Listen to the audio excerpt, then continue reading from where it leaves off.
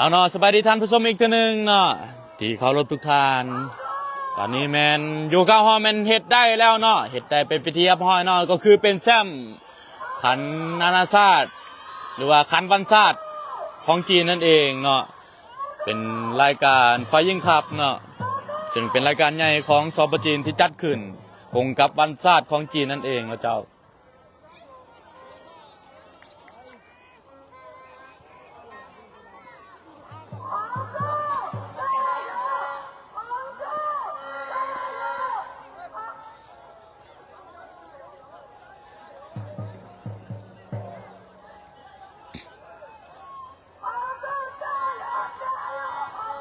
จะขอบใจทุกคอมเมนต์นะเจ้าถ้าว่าข้าพเจ้าภาคผิดประการใดหรือว่าไล่สดบ่ทวงบ่ทันเนาะก็ขอโทษขออภัยไปหลายๆนะเจ้า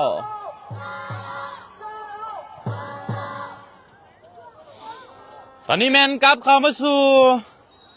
การชิงแชมป์ระหว่างรุ่นอายุบ่เกิน11ปีระหว่าง WG นะคะพบกับทีมฮางโจวนั่นเองเนาะซึ่งทีมฮางโจวนี่แมนเป็นทีมที่แข็งแกร่งเช่นเดียวกันเนาะลักษณะเข้าตัวใดกันลักษณะเข้าตัวใดก่อนหน้านั้นนะ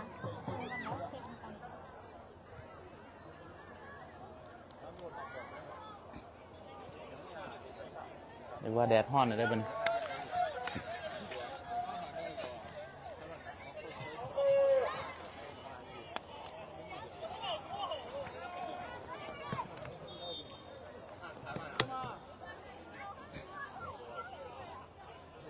เนี่ยมันสิบโตกบ่นี่ก็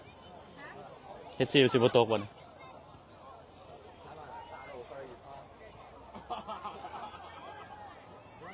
อายุยานแต่ลมมันพัดมาแห้ง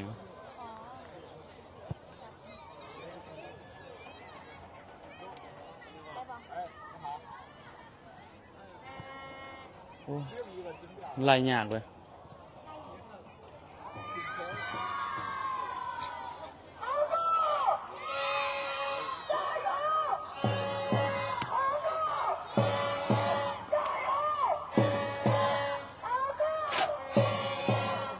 เป็นยังอดเอาแดดท่อนก็ยังจากสวัสดีท่านผู้ชมอีกทีหนึ่งเนาะตอนนี้แมนกลับเข้ามาสู่รุ่นอายุ11 ปีเนาะซึ่งชิงแชมป์กันระหว่าง WG นาคากับฮางโจวนั่นเองเนาะเจ้า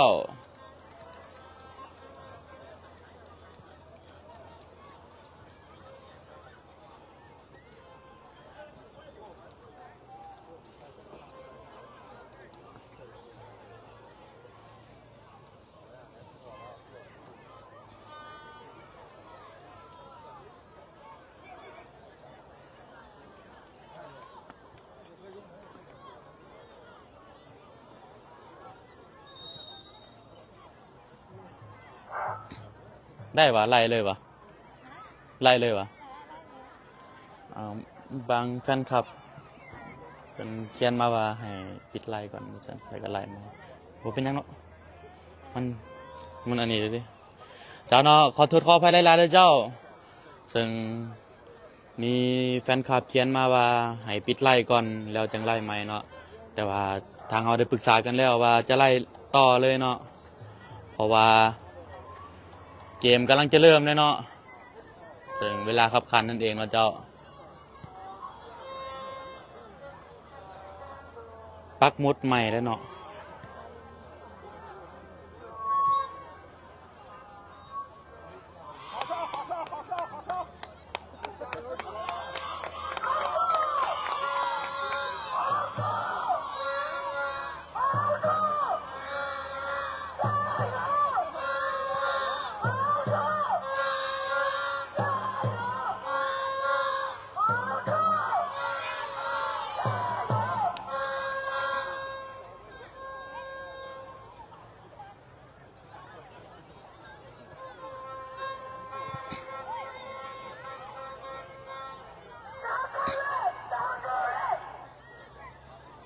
เจ้าเนาะครับพระเจ้าได้ปักมุดใหม่แล้วเด้อ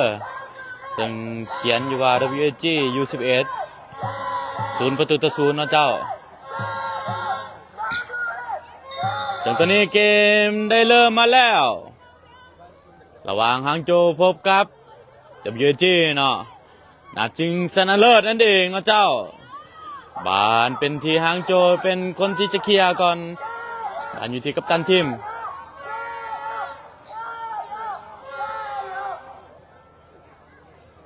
ให้ไปที่ถือว่าฮางโจวก็เป็นทีมที่ว่าแข็งแกร่งเนาะของการของบานของเขาเจ้าถือว่าแน่นเช่นเดียวกันเนาะบานถึกมงมาตรงนี้แฟงโยกข้ามไปที่คิวลูกนี้ท่านบอข่าวมือพงษาประตูนะเจ้า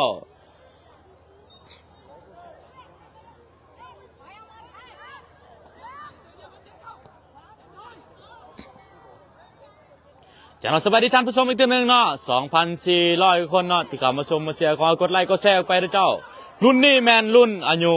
11 ปีเนาะซึ่งใน WG นะคะสิงแซมครับทีมฮางโจวนั่นเองบานอยู่ที่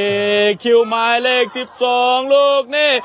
ให้มาที่อนุสักกับโอ้กรรมการยกเป็นบานล้ำหนาไปแล้วเนาะจากนั้นสำหรับรุ่นนี้แมนข้าพเจ้าคิดว่ามวลมันอีกเส้นเดียวกันเนาะเพราะว่าเป็นคู่บิ๊กแมตช์เนาะก็คือสิงแซมนั่นเองพัฒนาเขาจะได้ก่อนเบิ่งหน่อย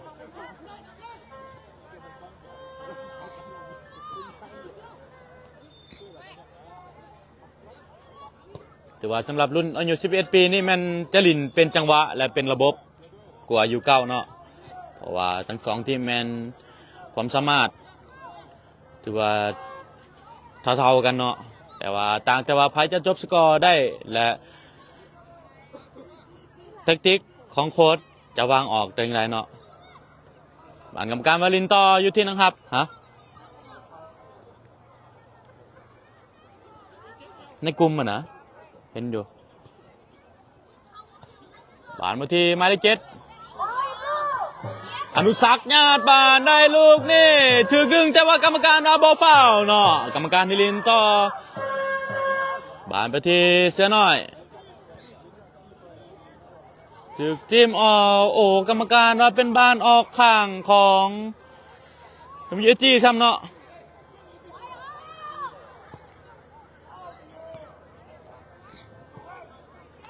บานมาอยู่ที่คิวเป็นบานออกข้างของWG เป็นบานยุนของฮางโจวนะเจ้า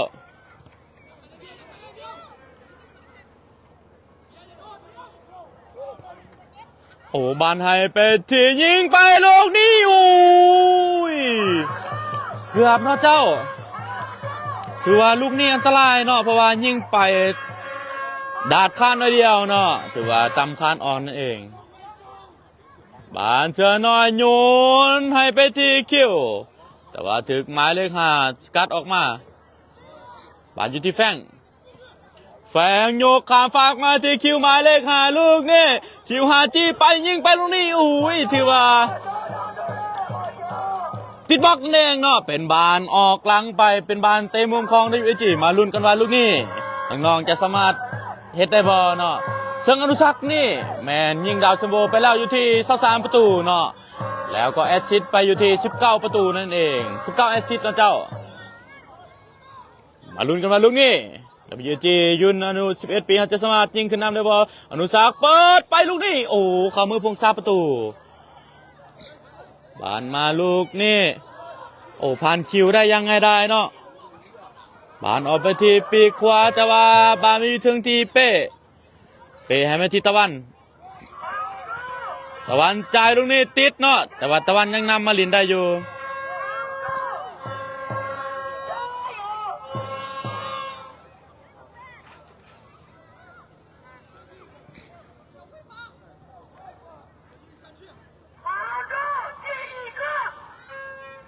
บานยังเป็นของฮางโจวเนาะได้บานโยนลูกนี้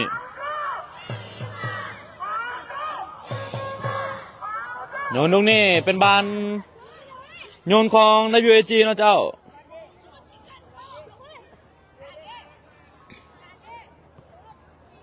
เฮ้ยอันเห็นบ่ขั้นนี้แล้วมากังขนมไหมเนี่ยเพราะว่ายานกล้องมันอันนี้ยานกล้องเวลามันห่อนมันสิ ไล่มันสตัดไปเลยนะลุกก็ได้เว้นนั่งอยู่นี่ก็ได้แล้วก็จับเข้าใจปะตรวจขอภัยเจ้าตอนนี้อันนี้หน่อยหนึ่ง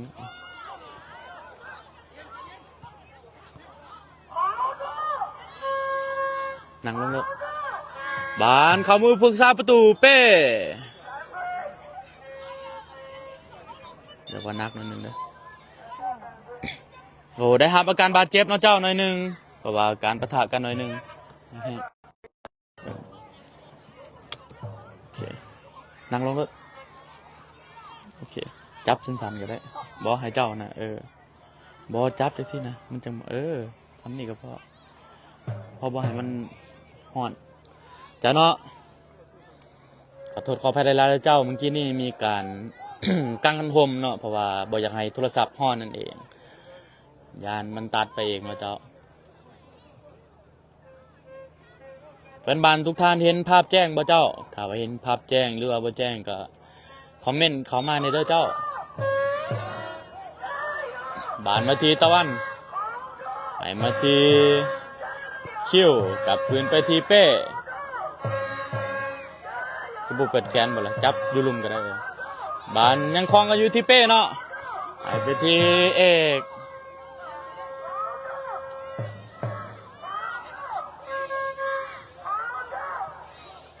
บานอยู่ที่เอกอีกทีหนึ่งเอกใครมาที่ด้านกลางแต่ว่าแฟงกันมาที่ตะวันเนาะตะวันสาดยาวขึ้นมาลูกนี้บานอยู่ที่คิวหมายเลข12ด่วน1-1กับหมายเลข5คิวยิงไปลูกนี้โอ้โกลเป็นประตูขึ้นนำไปแล้วหรือว่าWG ขึ้นนำไปแล้วอยู่ที่1-0โดยหมายเลข12ก็คือคิวนั่นเองเนาะสุดยอด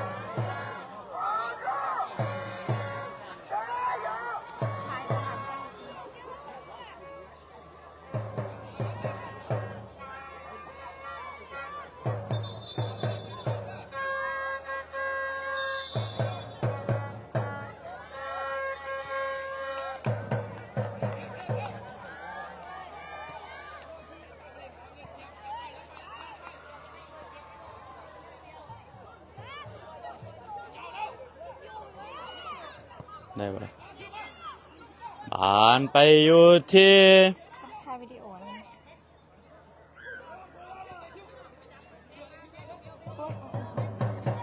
ลงบ่กลางอะไรครับบ่เป็นยังกลางบ่ปิดไปแล้วบานเขียวข้างเป็นบานยุนของหางโจนะเจ้าจะสวัสดีท่านผู้ชมอีกทีหนึ่งเนาะ 3,100 คนนะที่เข้ามาชมมาเชียร์บานอยู่ที่คิวตอนนี้คิวยังได้อยู่คิวใส่คมไวตัวเองตบไปลูกนี่จะผ่านมาได้บ่ดึงอีกบันหนึ่งเนาะผ่านมาลูกนี่อยู่ที่หมายเลข7สาดมาอยู่ที่อนุศักดิ์ลอกดอกลูกนี้อย่างสวยงามโอ้กรรมการว่าบ่เป็นบานฟาวเนาะโอ้น่าเสียดายเนาะเจ้าเมื่อกี้นี่ถือข่าวนึงแต่ว่าบามอยู่ที่แฟงลอกลูกนี่แฟงยิงไปลูกนี่เข้ามือพวงซาประตูเนาะเจ้า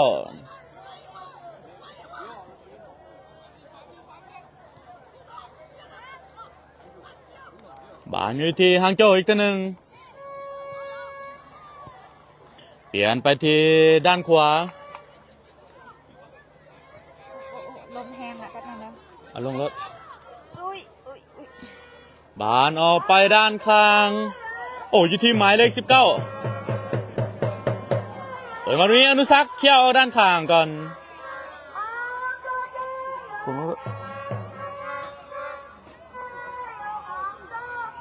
เป็นบานอยู่ด้านข้างเปิดมาลูกนี่โอ้บานอยู่ที่คูโตสุแต่ว่าแฟงยังตัดบานได้ลูกนี่แฟงจีมาให้ไปจีคิวหมายเลข12คิวด่วน1-1ลูกนี่โอ้ยคิวยังเสียบานอยู่เนาะแต่ว่าคิวหมายเลข5มุ่งมาลูกนี่แฟงจะเก็บบานได้บ่แฟงดึงลงบานลินลูกนี่แต่ว่ายังบ่ได้บานถึกยาวขึ้นมาถึกตะวันมงบานที่อนุศักดิ์ดีดไปที่เสื้อน้อย โอ้เสือน้อยเสือบานให้กับหมายเลข19แต่ว่ายังตะวันยังตามมาลินทันอยู่บานอยู่ที่ปีกขวาเปิดเข้ามาลูกนี้ถือคิวมงออกด้านหลังไปเป็นบานเตะมุมของหางโจรนั่นเองนะเจ้า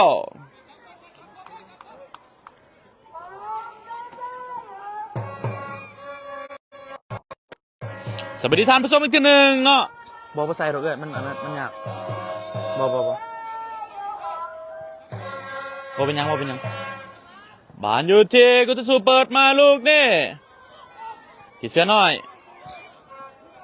หายไปที่อนุสักลูกนี่อนุสักจะได้บออนุสักยังได้อยู่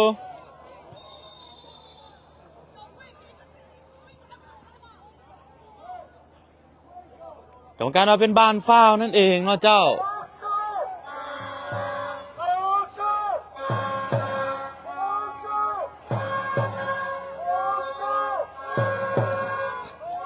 หายไปที่คิวอยู่ที่เสือน้อยเตะลูกนี่ถือว่ากรรมการให้เป็นลูกเตะมุมนั่นเองเนาะเจ้ามาลุ้นกันว่าลูกนี่ถือว่ายูสเบสเฮาเฮ็ดได้ดีนอกจากลูกเตะมุมนั่นเองเนาะมาเบิ่งกันว่าน้องๆจะสามารถยิงลูกนี่จากเตะมุมได้บ่จะสวัสดีท่านผู้ชมอีกทีหนึ่งเนาะตอนนี้แมนเฮาได้ไล่ต่อจากรุ่น U9 ได้เจ้าถึงตอนนี้แมนรุ่น U11 ของ WAG ขึ้นนำไปแล้วอยู่ที่1-0อนุสักเปิดมาลูกนี่ถือเขี้ยวออกมาแต่ว่าติดบล็อกเป็นบานออกหลังไปตั้งเตะขึ้นของหางโจรนั่นเองนะเจ้า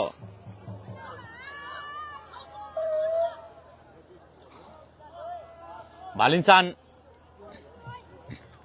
ชื่อระวังหลังคิว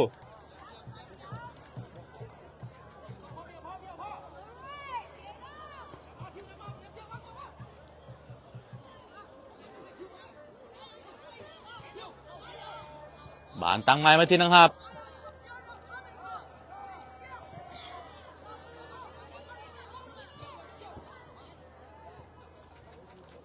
เกิดมาตีกัปตันทีมเนาะหมายเลข3เปิดยาวไปลูกนี่ถึงเอกสกัดได้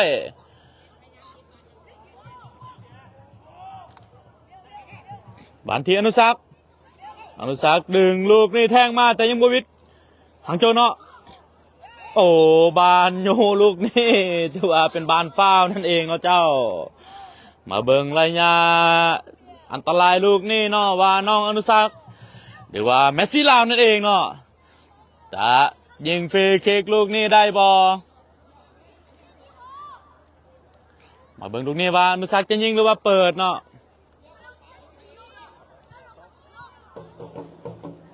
สกอร์แมนอยู่ที่1-0นะเจ้า WG ขึ้นนำไปแล้วยิงไปลูกนี่โอ้ถือว่าข้ามคานไปนั่นเองเนาะบานลูกนี่แมนเป็นบานตั้งเตะขึ้นของหางโจสวัสดีท่านผู้ชมอีกเทื่อนึงเด้อเจ้าสำหรับรุ่นนี้แมนรุ่นอายุ11ปีเด้อเจ้าเพราะว่าข้าพเจ้าได้ไล่ต่อซึ่งตอนนี้แมน WG อายุ11ปีเฮาขึ้นนำไปแล้วอยู่ที่1-0บานเข้ามือผู้สาประตูเป้ให้มาทีแฟงเปลี่ยนไปที่เอกยังทันอยู่เอกแทงแทงตรงนี้ที่ว่ายังมาซื้อมูเนาะ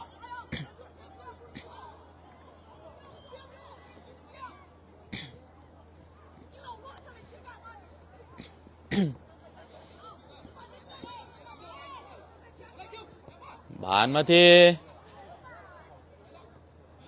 หมายเลข7ชิปไปลูกนี้เอกให้มาที่คิวบางลินลูกนี้ถึกโย่เนาะแต่กรรมการบอกว่ายังให้ลินต่อบานอยู่ที่แฟงไหลมาที่อนุสักจ่อลูกนี่อนุสัก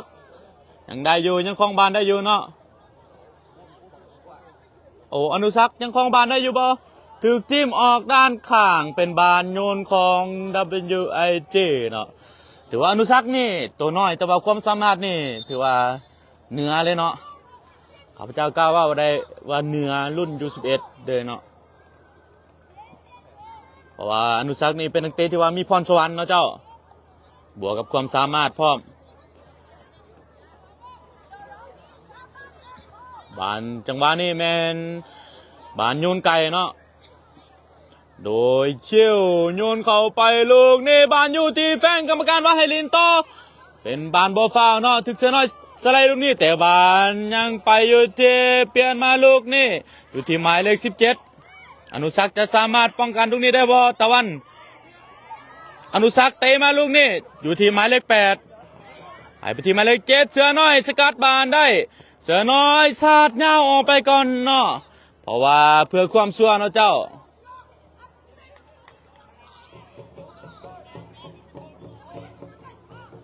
หางโจเด้อเจ้า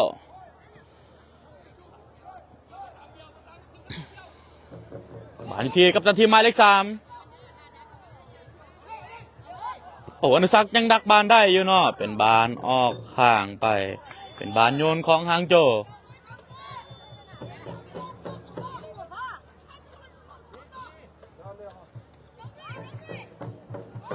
บานหางโจโยนไปลูกนี่ที่หมายเลข8เปลี่ยนไปหมายเลข7ออกไปปีกขวานะเจ้าเปิดเข้ามาลูกนี่อันตรายเนาะแต่ว่าถือคิวงงออกได้บานมาอยู่ที่คิวหมายเลข12ลูกนี่จะใส่ความไวบ่คิวโยกขามไปที่แฟงแต่ยังบ่ทันฮอดเนาะถือกุตสูมงออกมาได้บานสาดยาวขึ้นไปลูกนี่หมายเลข7โอ้อันตรายเนาะเจ้าโอ้เกือบไปเนาะเจ้าถือว่าอันตรายเนาะลูกนี่ใครแต่คุทีมฮังโจหมายเลข17ยิงแปดนั่นเองเนาะเป็นบานออกหลังไปบานให้ไปที่แฟงกลับขึ้นไปที่เอกเท่านึงบานอยู่ที่หมายเลข7แทงมาที่หมายเลข17อีกเท่านึงเนาะแต่ว่าตะวันยังสกัดบานได้ตะวันสาดยาวมาลูกนี่ถึกมุงไป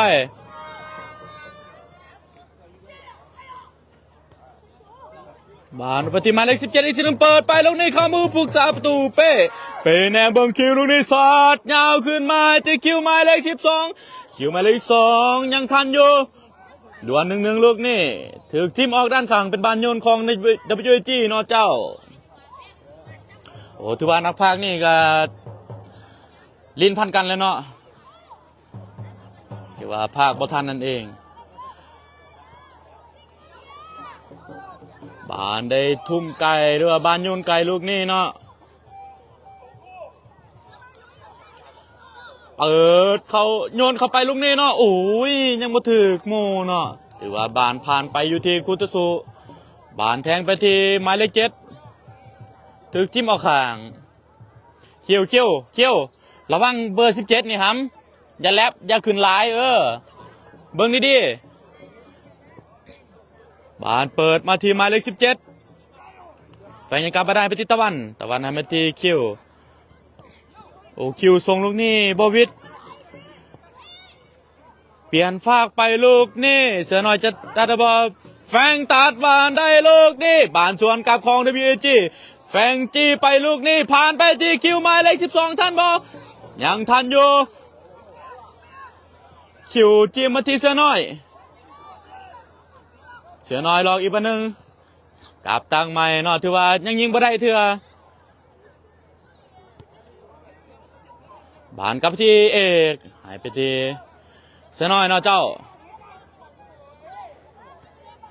หายไปที่เป้หายมาที่ตะวัน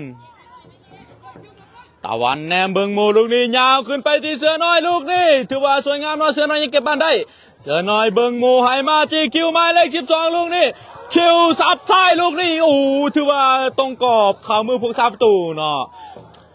ถือว่ายิงลูกนี้ยังบ่เป็นอันตรายสำหรับนักฮับเธอเนาะบานมาอยู่ที่กัปตันทีมหมายเลข3เปลี่ยนไปที่หมายเลข5ออกไปที่หมายเลข7โยนเข้ามาลูกนี่เข้ามือพวงซาประตูเป้ถือว่าเป้ว่าคอยโพดเนาะยิงมาแห้งแน่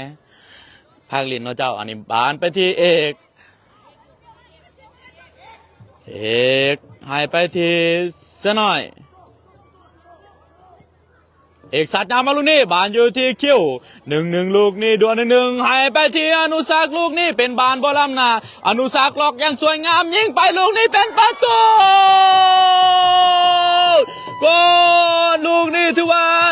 ความสามารถนี่สุดยอดเลยเนาะน้องอนุสักวิรกุลเนาะถือว่าเมสซี่ลาวนั่นเองเนาะยิงลูกนี่ล็อกบัดหนึ่งเลยก็ยิงเข้าไปอย่างสวยงามเนาะเจ้าโอ้ถือว่าลูกนี่ WG รุ่นอายุบ่เกิน11ปีขึ้นนำห่างโจไปแล้วอยู่ที่2-0โดยหมายเลข10น้องอนุสักวิเลกุลนั่นเองเนาะเจ้า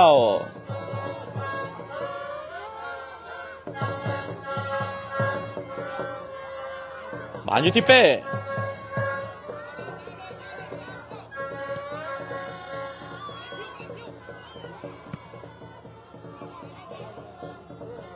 บานอยู่ที่เอก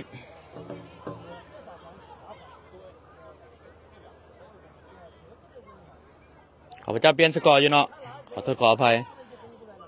บานอยู่ที่เป้เนาะเป็นบานตั้งแต่ขึ้น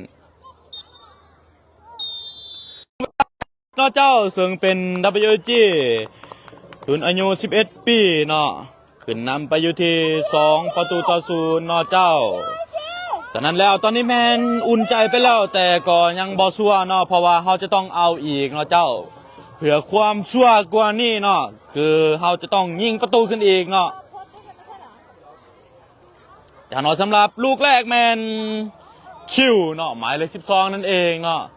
ซึ่งยิงเข้าแล้วตามมาแมนอนุสักวิรกุลเนาะที่ยิงเข่าเป็นลูกที่2เนาะซึ่งตอนนี้แมนจบครึ่งเวลาทำอิฐกรรมการจะใช้เวลาพักอยู่ประมาณ2 หรือ 3 นาทีเนาะเจ้าเพื่อจะกลับเขามาเริ่มอีกครั้งซึ่ง WG ขึ้นนำไปแล้วอยู่ที่2-0เนาะเจ้า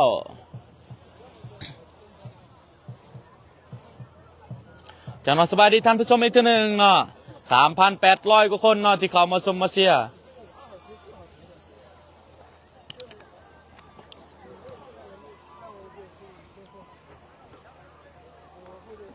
ไปละเจ้าเนาะอีกเทื่อนึงเนาะก็ขอบใจผู้ที่ว่าสนับสนุนสโมสร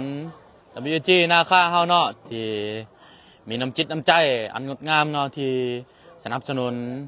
ทีม WG นาคาเฮานั่นเองเนาะขอบใจทุกภาคส่วนเนาะ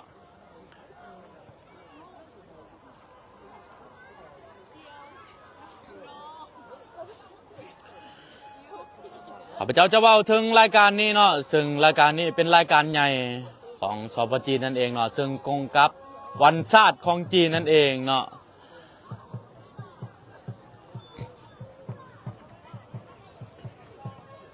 จะเนาะอีกทีนึงเนาะขอบใจเนาะก็คือขอบใจเนาะพวกเราขออนุญาตติดตามเนาะคำเรียกร้องของแฟนบอลทุกท่านเนาะและพ่อแม่พี่น้องประชาชนชาวลาวเนาะเพราะว่าจะอยู่ภายในประเทศหรือว่าต่างประเทศก็ดีเนาะที่อยากสนับสนุน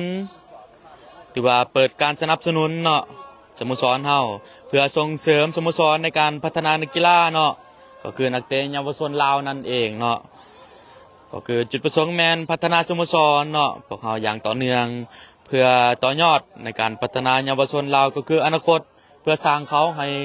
ก้าวเข้าไปสู่อนาคตของประเทศชาตินั่นเองเนาะ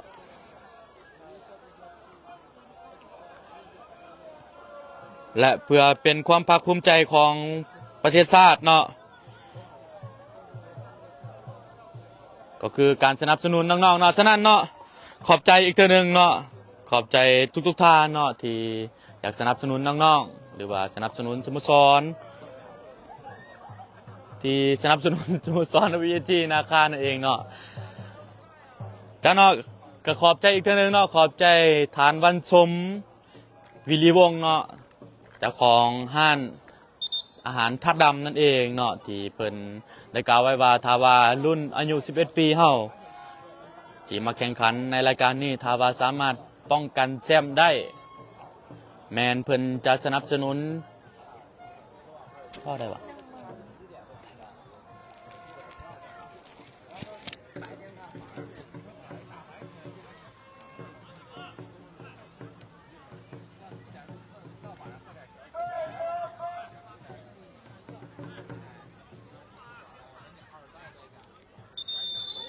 จ้าเนาะก็คือที่ว่าเพิ่นได้เว้าไว้เนาะเฮาก็ได้เว้าตลอดเนาะฉะนั้นขอบใจเพิ่นหลายๆเนาะตอนนี้แม่นกลับเข้าสู่ครึ่งเวลาที่2เนาะจ้าเนาะสำหรับยูเก้าเฮาแม่นได้แซมเป็นโอ้ได้แซมไปเป็นที่เรียบร้อยแล้วเนาะเจ้าเขาจะไปซุ่มให้เบิ่งเนาะยูเก้าเฮาเนาะหมวกแดงๆนั้นแม่นแล้วเนาะเจ้าหมวกใหญ่กว่าหัวเองเนาะเจ้า ถือว่าตอนนี้แม่นั่งนอกกำลังกินน้ำอยู่เนาะถือว่าให้ซื่นใจนั่นเองเนาะถือว่าหมวกกับเสื้อนี่มันใหญ่กว่าเนาะใหญ่กว่าคนอีกเนาะจังหวะสบายดีท่านผู้ชมอีกทีหนึ่งเนาะที่เขามาชมมาเชียร์ตอนนี้แม่นเกมกำลังจะเริ่มครึ่งเวลาที่2เนาะแล้วข้าพเจ้าถ้าว่าข้าพเจ้าพลาดผิดประการใดก็ขอโทษขออภัยไว้ก่อนเด้อเจ้าหรือว่าไล่สดบ่ทวงประท่านนั่นเองเนาะ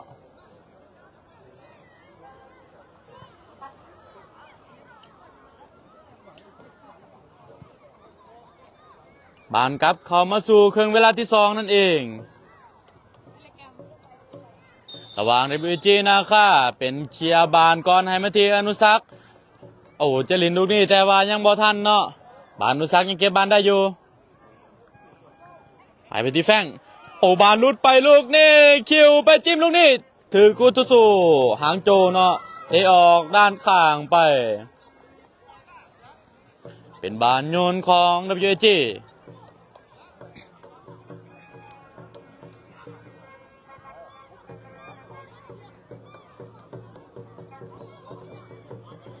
บานอยู่ที่คิวจะเป็นคนโยนบานเนาะ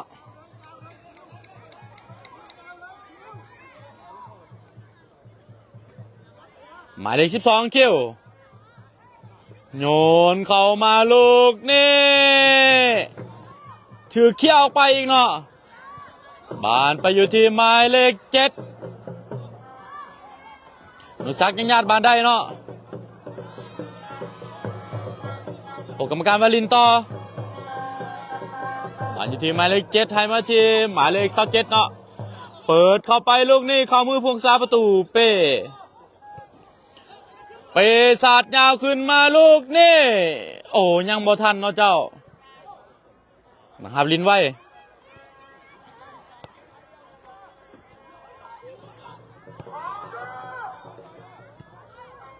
เจ้าเนาะสำหรับข้าพเจ้าพลาดผิดประการใดก็ขอโทษขออภัยไว้ก่อนเด้อเจ้าเพราะว่าเอาบานไปอยู่ที่คิวโอ้จับลูกนี่แต่ว่ายังเคี่ยวออกมาได้เนาะคิวบางลินลูกนี่1-1ลูกนี่ไหลไปที่แฟงให้มาที่คิวอีกวันหนึ่งโอ้ยถือว่าซ่าเกินไปเนาะเจ้าแฟงกับบ่ยิงเนาะคิวก็ยิงซ่าเนาะถือว่าให้กันไปให้กันมาอยู่แต่ว่าถือว่าสู้ลงมาก่อนเนาะแล้วก็เตะออกด้านหลังเนาะโอ้คิวเนาะเป็นคนที่ว่ายิงแต่ว่า8นั่นเอง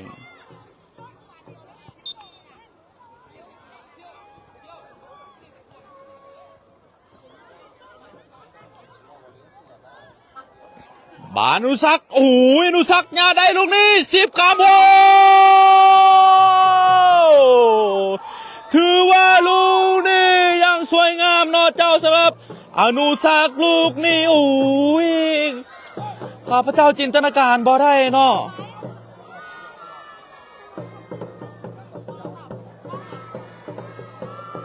เอาได้บัตรเรืองวะบ่จีเอามาจดโอ้น้อเจ้าข้าพเจ้าสำหรับน้องอนุสักนี่แมนเนื้อจินตนาการดีเนาะอนุสักให้ไปที่โอ้คิวถึกหางโจเตออกด้านข้างอีกทีหนึ่งเนาะโอ้น้องอนุสักนี่แมนข้าพเจ้าโอ้คือว่าสุดยอดเนาะเจ้าความสามารถหรือว่าความจินตนาการนี่แม่นเหนือเลยเนาะเจ้าเพราะว่าญาติบานจากคู่ต่อสู้ได้แต่ว่า10 คำหัวนะครับนั่นเองเนาะบานกลับเข้ามาอยู่ที่หางโจอีกทีหนึ่งหายมาที่หมายเลข27บานเปิดยาวขึ้นไปตรงนี้ตะวันเก็บได้บานคิวจะทันบอถึกตามลูกนี่กรรมการวาลินต่อเนาะบานที่อนุสักไหลไปลูกนี่อยู่ที่หมายเลข19 ถึกจิ้มอนุสักษ์เปิดขึ้นมาอีกเนาะถือว่าอนุสักษ์นี่ถือว่าเกมนี่แม่นสุดยอดเนาะลินทั้งเกมบุกทั้งเกมฮับเนาะถือว่าช่วยได้อย่างสุดยอดเนาะบานผ่านมาทีเสือน้อยลูกนี่เสือน้อยลูกเดียวยิงไปลูกนี่โอ้ยเสือน้อยยิงตามไปลินได้บ่ยิงไปอีกติดบอลอีกยิงอีกติดเซฟอีกบานอยู่ที่แฟงยิงอีกติดเซฟอีกโอ้ยถือว่ายิง4 เทื่อแต่ว่ายังติดเซฟอีกเนาะโอ้ข้าพเจ้าจนพากว่าทันเนาะบานมาอยู่ที่หมายเลข7อนุสักษ์เคลียร์อีกโอ้ถือว่าน้องอนุสักษ์น้องเบลเกตนี่ถือว่าสุดยอดเนาะถือว่าสวยทั้งเกมบุกทั้งเกมฮับถือว่าข้าพเจ้ายกให้เป็นปั๊บชิปเลยเนาะบานไปที่หมายเลข3กัปตันทีมโยนยาวขึ้นไปที่หมายเลข7ลูกนี้เป็นบานออกหลังไปนั่นเองเนาะโอ้ตอนนี้แมน WG นะคะรุ่นอายุ11 ปีเฮาแมนนำไปแล้วอยู่ที่3-0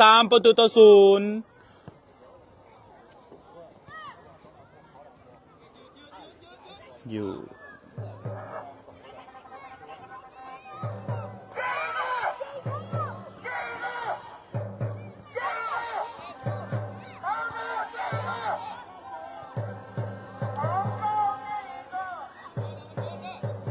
บานทางโจยังคลองบานอยู่เนาะ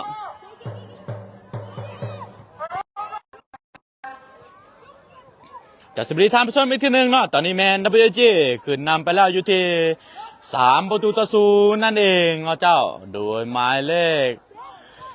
12ก็คือคิวเนาะลูกแรกแล้วก็หมายเลข10ทั้ง2ประตูเนาะก็คืออนุสักษ์วิรกุลนั่นเองเนาะหรือว่าน้องเบลเกตซื้อลินเพิ่นเนาะหรือว่าสายยาวของเพิ่นก็คือเมสซี่ลาวนั่นเองเนาะบานอยู่ที่แฟงโยกขาไม้ที่คิวหมายเลข12ลูกนี่ยิงไปลูกนี่โอ้ยติดบล็อกนะเจ้าถือว่าบานสแลปไปเข้ามือพวงซาประตูนั่นเองบานลินซัน แต่ว่าตอนนี้แมนนักพากย์ก็เจ็บคอเลยเนาะแต่เราจะพากให้พี่น้องได้เบิ่งนะครับชมกันเนาะบานกรรมการว่าเป็นบานออกกลางของWG ซึ่งหางโจเป็นบานโยนของหางโจนั่นเองเนาะโอ้กรรมการว่าต้องยับมาอีกเนาะน้องบานอยู่ที่หมายเลข17โยนไปลูกนี้โอ้ผ่านไปลูกนี่เป้ออกมาหับได้เนาะถือว่าเป้ก็ซอยได้ลูกนี่เนาะเป้จะลินซันบอเป้เอาบานลงเนาะลินซันมาที่เอกหายมาที่เสือน้อยหายไปตีแฟงมาที่เสือน้อยอีกทีหนึ่งหลังเข่าน้องเป็นบานดึงเนาะกรรมการว่าบ่เป็นยังเนาะให้ลินต่อแต่ว่าแฟงยังจัดบานได้บานอยู่ที่อนุสักษ์ลูกนี่อนุสักษ์ไขมาที่แฟงทันบอยังบอทันเป็นบานออกข้างไปเนาะเจ้า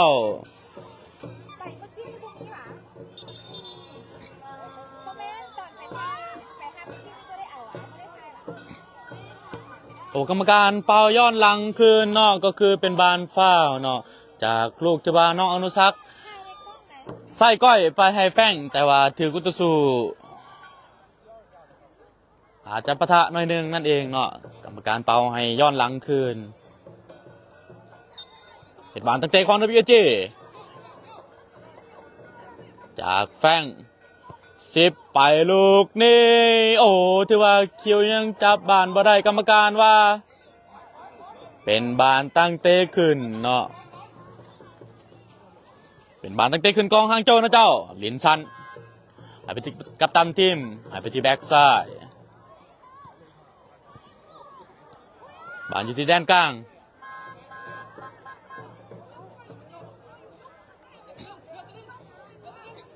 โอ้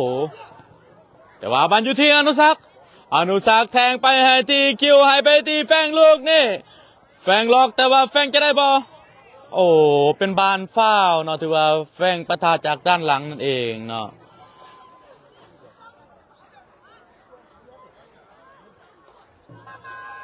ห่อนบอกว่าโทรศัพท์เริ่มห่อนเลยได้นี่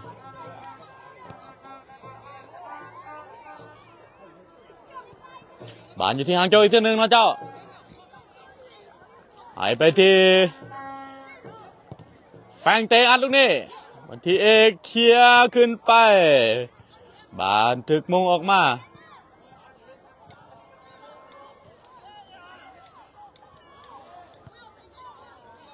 บานอยู่ที่แฟงยกขามบายมาที่คิวหมายเลข12ลูกนี้ยังบ่ทันเนาะที่ว่าบานแห้งเกินไปนั่นเองบานเป็น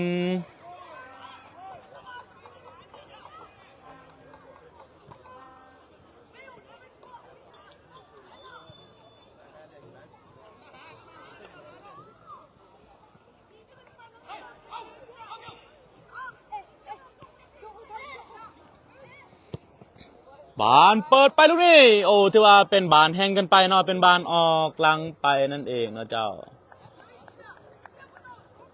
จัดสวัสดีท่านผู้ชมอีกเทื่อหนึ่งเนาะที่หักแพงทุกท่านเนาะตอนนี้แมน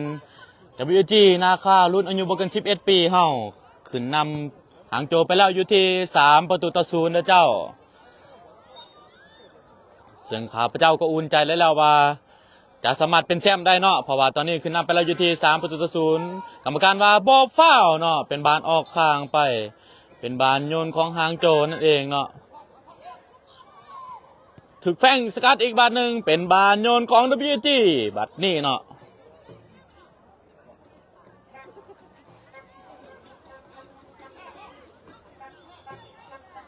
คิวโยนมาให้ที่คิวหมายเลข12ถึกโอ้กรรมการว่าเป็นบานออกทางเจ้าเด้อน้องว่าซั่นเด้ เป็นบานโยนของ WG เนาะโดยหมายเลข5คิวหายมาที่แฟงลูกนี่โอ้ถือว่าบานอยู่ที่หมายเลข9อนุสักเตะออกด้านข้างเป็นบานโยนของหางโจนั่นเองเนาะถือว่าอนุสักนี่ช่วยได้หลายอย่างเลยเนาะบอกว่าทั้งจะเป็นการบุกหรือว่าจะเป็นการฮับหรือว่าการจบสกอร์น้องก็เฮ็ดได้เนาะถือว่าชุดยอดเนาะกัปตันทีมคนนี้เนาะสัญญาของเพิ่นก็คือแมสซี่ลาวนั่นเองเนาะถือว่าคล้ายๆเหมือนแมสซี่เนาะแบกฮับทุกอย่างนั่นเองผ่านมาที่ได้โยนของ WAG เนาะเบลยิงไป24ว่ะ25แล้ววะ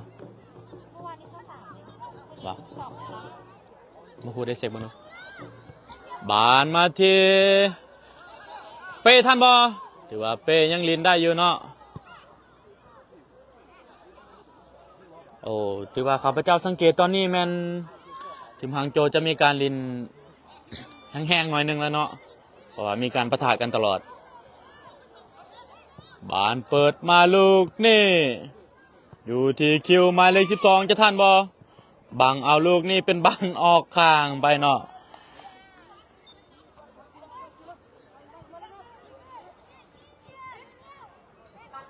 ว่าอยู่ที่แฟงเปลี่ยนไปที่ตะวันให้มาที่เบลอนุสักเนาะบานถึกตัดได้อนุสักโอ้ถือว่าไปซอยได้ทันอีกแล้วเนาะถือว่าอนุสักนี่จิตใจถือว่าสุดยอดเนาะโตน้อยแต่ว่าใจนี่เกินร้อยเนาะ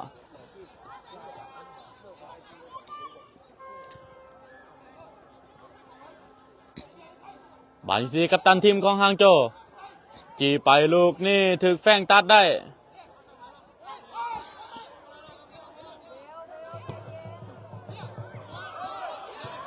เชียร์ไปลูกนี่เป็นบานโยนของ WAG เนาะกรรมการว่ามีการเป็นตัวผู้เล่นเนาะแล้วกรรมการจะได้เอิ้นมาเตือนเนาะระหว่างน้องอนุสักนั่นเองเพราะว่าถือกุตสูปะทะหน่อยนึงเนาะหรือว่าดึงนั่นเองเนาะ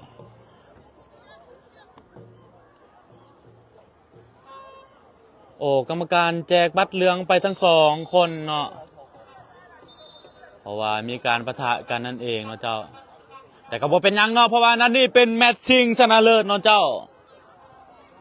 เพราะว่าได้บัตรเหลืองก็บ่มีผลหยังเนาะเพราะว่าเป็นแมตช์สุดท้ายนั่นเองเนาะถ้าเฮาชนะเฮาก็จะเป็นแชมป์นั่นเอง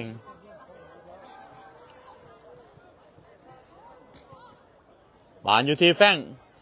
ฟงดีดไปที่คิวหมายเลข12ลูกนี้จะทันบอถึกนะครับแลนออกมาเคลียร์ออกด้านข้างเนาะเป็นบานโยนของ WAG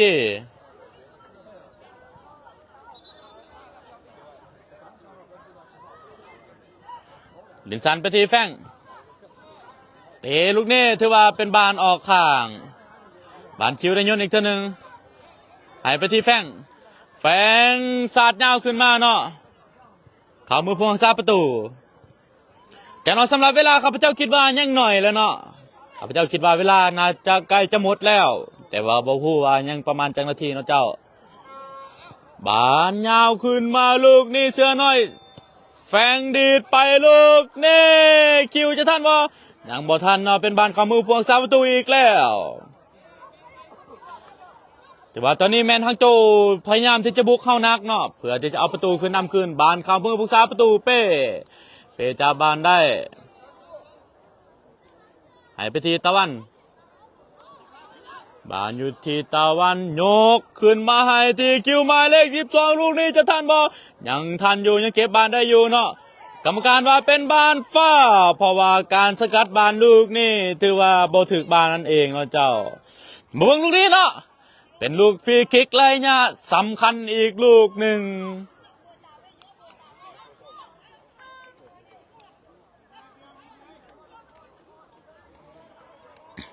มาเบิงลูกนี้เนาะว่าน้องอนุสักหรือว่าเมสซี่ลาวนั่นเอง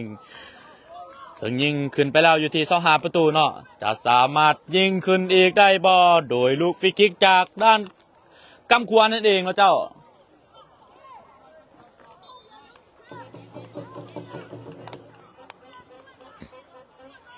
อนุสักเปิดมาลูกนี่โอ้ว่าจะเปิดให้มูเนาะแต่ว่าแห้งเกินไปเป็นบานออกหลังไปเนาะเป็นบานตั้งแต่ขึ้นของฮางโจแฟงสมาธิน้องบอกโบแม่เที่ยวบานมาที่ฮางโจหมายเลข7ไปที่หมายเลข3กับตันทีมเนาะ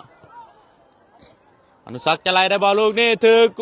หางโจผ่านออกมาลูกนี้ถือว่าเป็นบานออกข้างบานโยนของ WAG ถือว่าตอนนี้แมน WAG แมนลินง่ายแล้วเนาะเพราะว่าเวลาก็เจาะเข้ามาจะหมดแล้วแต่ก็นำขาดไปแล้วอยู่ที่3ประตูต่อ0นั่นเองเนาะเจ้าบานคิวหมายเลข12ยังได้อยู่ผ่านมาที่โอ้ถือว่าจะผ่านอนุสักยังมาฮอดเนาะเป็นบานอยู่ที่หมายเลข19แต่เฮาก็บ่ประมาทเนาะเจ้าถือว่าตะวันเชียร์ออกข้างก่อน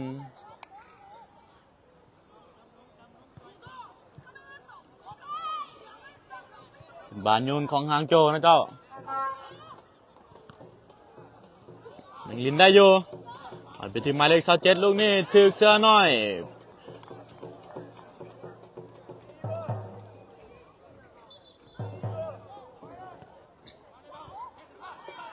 บานอยู่ที่หมายเลข7ยิงไปลูกนี้เป็นบานออกหลังไปเนาะ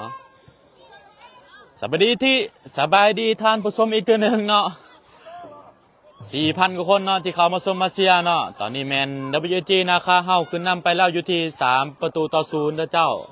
ซึ่งเป็นแมตช์ชิงชนะเลิศนั่นเองเป็นแมตช์ชิงแชมป์บานสกัดลูกนี้เป็นบานออกข้างบานโยนของฮางโจกรรมการเป่าวีดคิดว่าจบเกมเนาะแต่ว่ากรรมการเป่าวีดมีการเปลี่ยนตัวผู้เล่นนั่นเองเนาะก็คือเอาเสื้อน้อยออกและเอาสายฟ้าลงมาลินแทนเนาะกรรมการว่าฟังเสียงบักวีดก่อนเด้อน้องเด้อบานหมายเลข27โยนมาลูกนี่สายฟ้าเข้าบานลูกนี่ถึงอนุสัก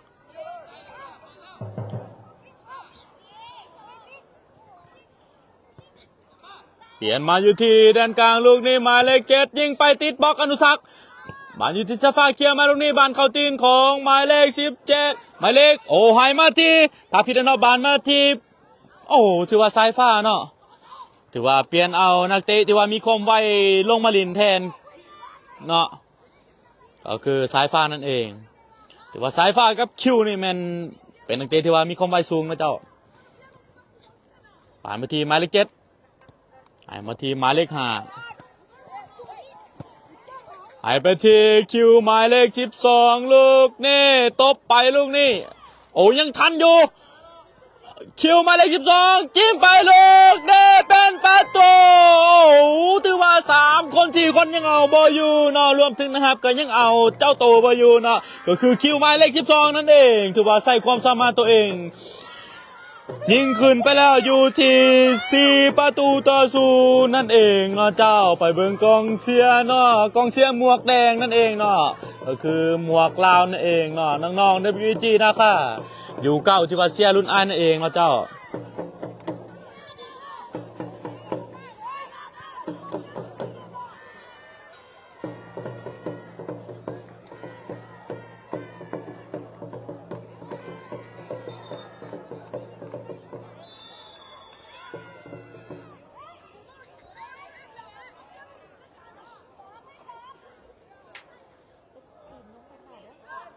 มองไปเห็นครับโอเคไปถ่ายแล้ว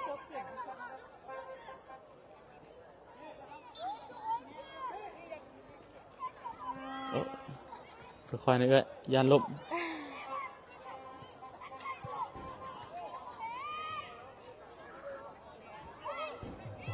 มาในลูกฟรีคิกลูกนี้มาเบิ่งว่า WG จะสามารถป้องกันประตูได้บ่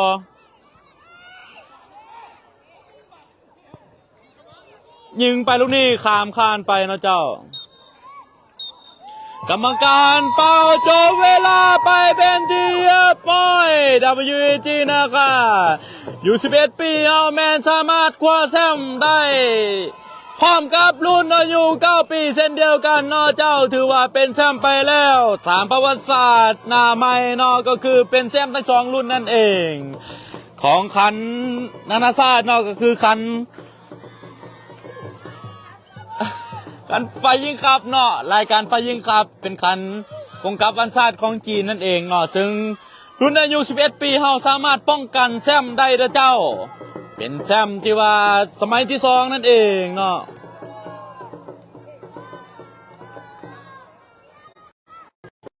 เจ้าเนาะที่ว่าเกมได้จบลงไปที่เรียบร้อยแล้วเนาะตอนนี้แมนที่ว่าเฮาเฮ็ดได้เนาะเจ้าที่ว่าน้องๆเฮ็ดได้เนาะ